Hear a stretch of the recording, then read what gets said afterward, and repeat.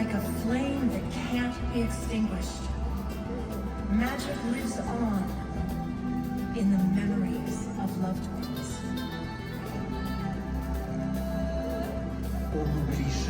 Paris merkezinden tam 30 kilometre uzakta Disneyland Paris'teyiz.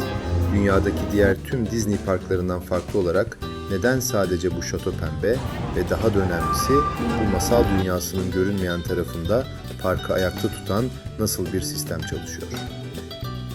Hazırsanız kimsenin fark etmediği perde arkasına birlikte geçelim. Herkese merhabalar. El Gran Explorer'a hoş geldiniz. Bugün burada sadece bir park gezmeyeceğiz. Aslında bir sistemin nasıl kurulduğunu, nasıl yönetildiğini ve neden bu kadar kusursuz hissettirdiğini birlikte çözeceğiz. Bu Disneyland Paris serimizin ilk bölümü. Eğer siz de bu büyülü parkı rotanıza eklemeyi düşünüyorsanız, en gizli detaylardan en pratik tüyolara kadar her şeyi bir kaşif gözüyle birlikte keşfedelim. Önümüzdeki videolarda bu parkı adeta bir yapboz gibi parça parça çözeceğiz. En konforlu ulaşım yollarından bütçe dostu otel tüyolarına, parkın gizli köşelerinden hayat kurtaran stratejilere kadar aklınızdaki tüm soru işaretlerini netleştireceğiz. Serinin devamı için bildirimleri açmayı unutmayın. Çünkü bu sadece bir başlangıç.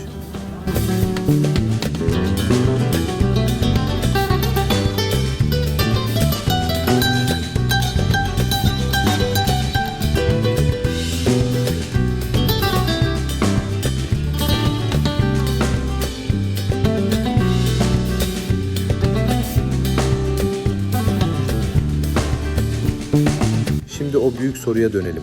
Neden pembe? Imagineers ekibi projeye başladığında çok büyük bir sorunla karşılaştı. Paris'in meşhur puslu havası. Eğer klasik taş rengi ya da beyaz kullanılsaydı bu şato çoğu gün neredeyse görünmez olacaktı. Bu yüzden çözüm estetik değil, tamamen stratejikti.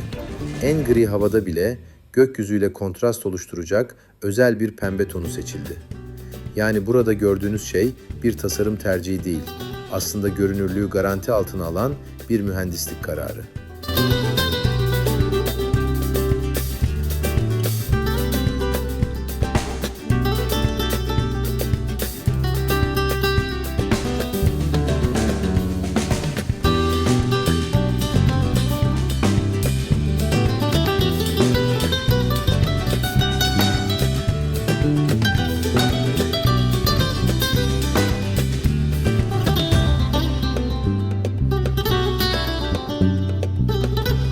Peki ya bu parkın en az görünen kısmı?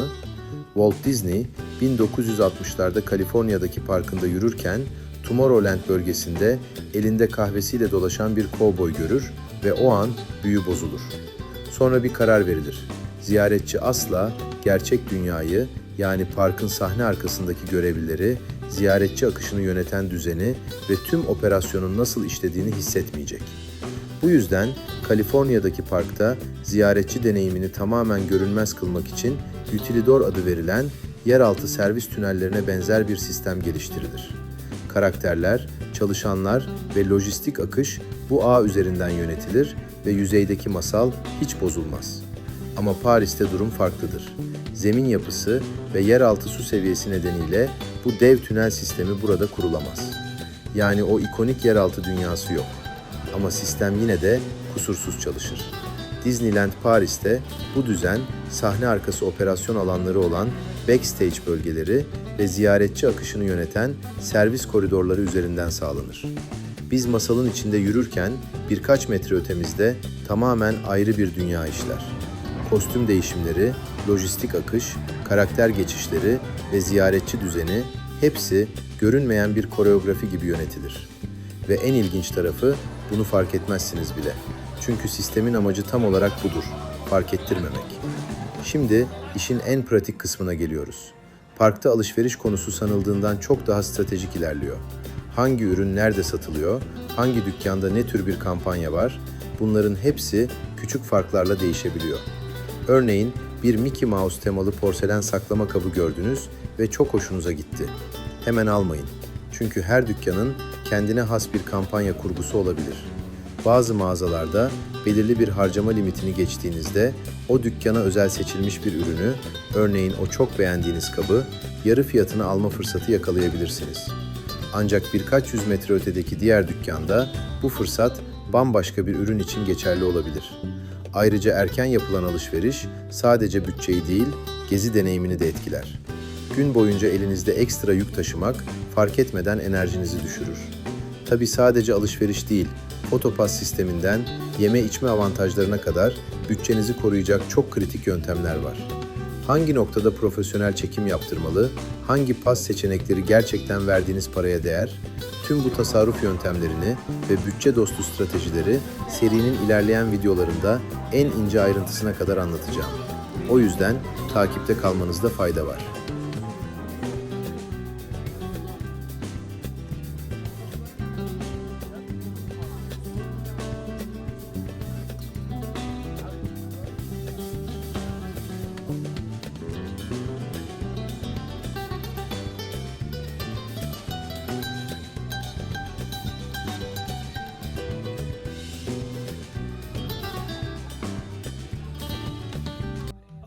I'll make it up to you, I promise.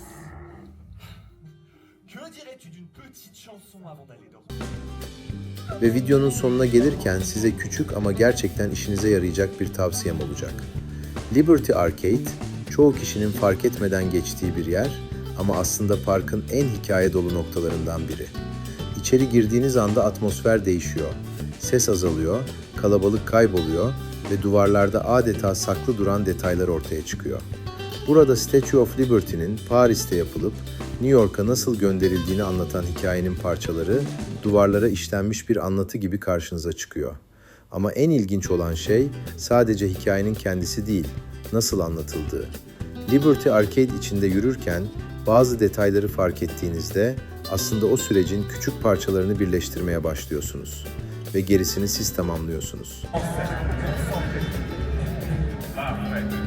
Visualisez votre destination. Allez-y, des gestes précis.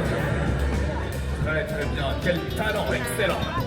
Next, we will study the basics of mystic runes and symbols. Ces symboles ont un très grand pouvoir et entre de mauvaises mains peuvent être extrêmement dangereux. Je vais donc vous apprendre une incantation. I will teach you an incantation to repel evil forces. Mais attention, cette incantation provient d'une forme de Eğer bu tarz rehberlerin devamını istiyorsanız videoyu beğenmeyi ve abone olmayı unutmayın. Yorumlarınızı da mutlaka yazın. Hepsini tek tek okuyorum. Bir sonraki macerada görüşmek üzere. Hoşça kalın.